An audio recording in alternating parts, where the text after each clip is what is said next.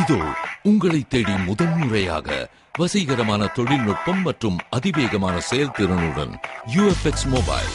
மெல்லிய தோற்றத்துடன் முற்றிலும் சிறப்பாக எல்லோருக்கும் எளிதாக UFX மொபைல். உங்கள் நவீன தலைமுறைக்கான mobile. UFX Mobiles. Make your move. For the very first time coming your way is an irresistible combination of speed, style and technology. UFX Mobiles. Exceptionally sleek, totally advanced, and now the phone that everyone can afford to touch. Your next generation mobile. UFX Mobiles. Make your move.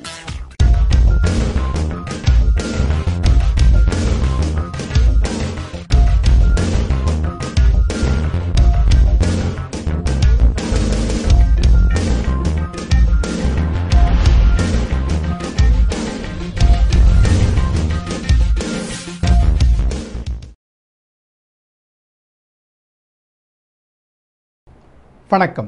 Puduvai TN பாளையத்தில் ஏற்பட்ட தீ விபத்தில் 8 வீடுகள் எரிந்து சாம்பலானது. பாதிக்கப்பட்டோரை அமைச்சர் ராஜவேலு நேரில் சந்தித்து ஆறுதல் கூறினார். புதுவை மணவெளி தொகுதியைச் சேர்ந்த TN பாளையத்தில் திடீரென தீ விபத்து ஏற்பட்டு 8 வீடுகளும் அதிலிருந்த பொருட்களும் எரிந்து சாம்பலானது. காற்றின் வேகம் பலமாக இருந்ததால் தீயணைப்பு வீரர்கள் வந்து தீயை அணைப்பதற்குள் 8 வீடுகளும் எரிந்து சேதமடைந்தது. இத்தகவலை அறிந்த தொகுதியின் சட்டமன்ற உறுப்பினர் புருஷோத்தமன், அமைச்சர் ராஜவேலு மற்றும் காமராஜர் வேளாண் அறிவியல் நிலைய தலைவர் சுரேஷ் ஆகியோர் சம்பவ இடத்திற்கு விரைந்து வந்து இடத்தை பார்வையிட்டு பாதிக்கப்பட்டவர்களுக்கு ஆறுதல் கூறினர். மேலும் ஆதி திராவிடர் நலத்துறை சார்பில் பாதிக்கப்பட்டவர்களுக்கு வேட்டி சேலையினை அமைச்சர் ராஜவேலு வழங்கினார்.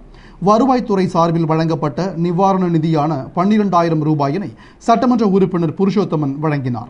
இத்தீ விபத்து குறித்து சட்டமன்ற உறுப்பினர் கூறுகையில், புதுவையில் லட்சக்கணக்கான குடிசை வீடுகள் மேம்பாடு அடையாமல் உள்ளதாகவும், குடிசை வீடுகளை கல் வீடாக மாற்றும் திட்டத்தை அரசு செயல்படுத்தாமல் உள்ளதாகவும், மேலும் அப்பகுதியில் அடிக்கடி தீ விபத்து ஏற்படுவதாகவும், ஆனால் அப்பகுதியில் ஒரு தீயணைப்பு வாகனம் கூட இல்லை என்றும், அங்கு தீயணைப்பு வாகனம் இருந்திருந்தால் ஓரிரு வீடுகள் எரிவதற்குள் தீயை அணைத்திருக்கலாம்.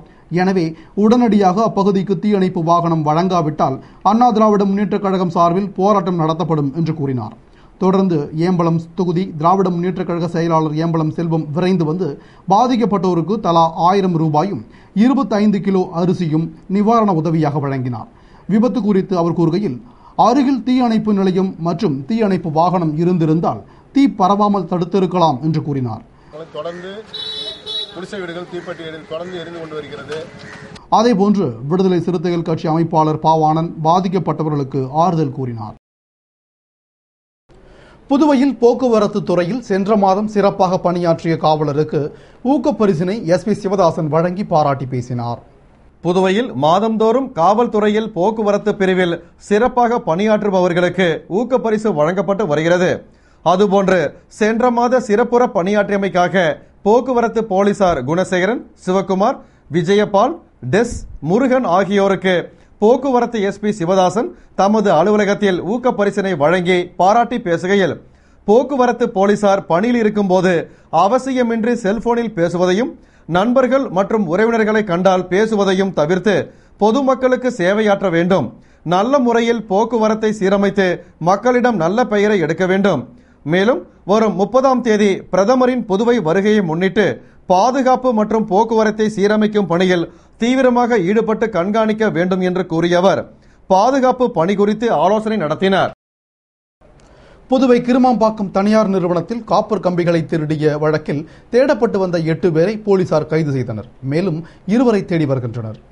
புதுவை கிருமாம்பாக்கத்தில் உள்ள காற்றாலைக்கு உதிரி பாகங்கள் தயாரிக்கும் நிறுவனத்தில் காப்பர் கம்பிகள் திருடு போனது என நிறுவன மேலாளர் முருகேசன் காவல் நிலையத்தில் புகார் அளித்தார். இதையடுத்து கிருமாம்பாக்கம் போலீசார் வழக்கு பதிவு செய்து விசாரித்து வந்த நிலையில் ரோந்து பணியில் ஈடுபட்டிருந்த போது எண் தகடு இல்லாத வாகனத்தை ஓட்டி வந்த வாலிபரை பிடித்து நடத்திய விசாரணையில் அது திருட்டு வாகனம் என்பதும் அவருக்கு தனியார் நிறுவன காப்பர் கம்பி திருட்டில் தொடர்புடையதும் தெரிய வந்தது. அந்த வழக்கில் தொடர்புடைய அவரது நண்பர்களான கோகுல், கார்த்திக், சுரேந்திரன், சந்திரன், முருகன், ஜெயக்குமார், தாஸ் ஆகிய 8 பேரை தீவிரமாக தேடி வந்தனர். தற்போது அந்த 8 பேரையும் கைது செய்து அவர்களிடமிருந்து 3 மோட்டார் சைக்கிள்களையும் பறிமுதல் செய்தனர். மேலும் இவ்வழக்கில் தொடர்புடைய மேலும் 2 தேடி வருகின்றனர்.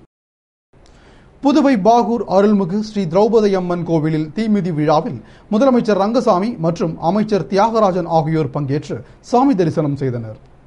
புதுவை பாகூரில் ஆதிசக்தியின் ஓர் உருவமாய் எழுந்தருளி இன்னல்களை களைந்து அருள்பாலிக்கும் அருள் திரு ஸ்ரீ திரௌபதி அம்மன் கோவில் அக்னி வசந்த விழா கடந்த 25ஆம் தேதி துவங்கி சிறப்பாக நடைபெற்று வருகிறது. அதன்படி தீமிதி விழா மிகவும் சிறப்பாக நடைபெற்றது. இதனை முன்னிட்டு அம்மனுக்கு சிறப்பு அபிஷேகம், அலங்காரம், ஆராதனையுடன் ஊர்வலம் நடந்து பக்தர்கள் நோம்பிருந்து தீக்குழிக்குள் இறங்கி தீமிதிக்கும் உற்சவம் நடைபெற்றது. இதில் முதல்வர் ரங்கசாமி, அமைச்சர் தியாகராஜன் மற்றும் ஆன்மகோடிகள் பங்கேற்று வழிபட்டனர். தொடர்ந்து என்ஆர் மக்கள் பணி இயக்க தலைவர் தனவேலு தலைமையில் அன்னதானம் நடைபெற்றது. முதல்வர் ரங்கசாமி, அமைச்சர் தியாகராஜன், தொழிலதிபர் சேதுராமன், முன்னாள் பஞ்சாயத்து தலைவர் ராமுநாயக்கர் ஆகியோர் துவக்கி வைத்தனர். விழாவிற்கான ஏற்பாடுகளை அறங்காவல் குழுவினர் மற்றும் பாகூர் நகரவாசிகள் செய்திருந்தனர். புதுவையில் தள்ளி வைக்கப்பட்ட கல் மற்றும் சாராய கடை ஏலம் வரும் 18ஆம் தேதி மீண்டும் நடைபெறும் என்று கலால்துறை ஆணையர் ராஜமாணிக்கம் அறிவித்துள்ளார். புதுவையில் உள்ள கள் மற்றும் சாராய கடைகளுக்கு 3 ஆண்டுக்கு ஒருமுறை கலால்துறை மூலம் ஏலம் நடத்தப்படும். அதுபோன்று இந்த ஆண்டு புதுவையில் உள்ள 101 சாராய கடைகளுக்கு 14 மற்றும் 15ஆம் தேதிகளில் ஏலம் விடப்படும் என அறிவிக்கப்பட்டிருந்தது. அதன்படி 14ஆம் தேதி ஏலம் துவங்கிய போது இணையதள தொடர்பு கிடைக்காததால் ஏலத்தை நிறுத்தி வைப்பதாகவும் ஏலம் நடக்கும் தேதி பின்னர் அறிவிக்கப்படும் என்று ஆணையர் தெரிவித்திருந்தார். இந்நிலையில் இன்டர்நெட் சர்வரில் ஏற்பட்ட பிரச்சனை அனைத்தும் சரி செய்யப்பட்டுள்ளதால் வரும் 18 மற்றும் 19 தேதிகளில் சாராய கடைகளுக்கும் 20ஆம் தேதி கள் கடைகளுக்கும் ஏலம் நடைபெறும் என கலால்துறை ஆணையர் ராஜமாணிக்கம் அறிவித்துள்ளார். புதுவை முத்தியால்பேட்டை சின்னாத்தா அரசு பெண்கள் மேல்நிலைப் பள்ளியில் நாட்டு நலப்பணி திட்டம் சார்பில் புதுவையை பசுமையாக்குவோம் என்ற தலைப்பில் கவிதை போட்டி நடைபெற்றது. புதுவை முத்தியால்பேட்டையில் உள்ள சின்னாத்தா அரசு பெண்கள் மேல்நிலைப் பள்ளியில் நாட்டு நலப்பணி திட்டம் சார்பில் பள்ளி முதல்வர் பாஸ்கர் தலைமையில் புதுவையை பசுமையாக்குவோம் என்ற தலைப்பில் கவிதை போட்டி நடைபெற்றது.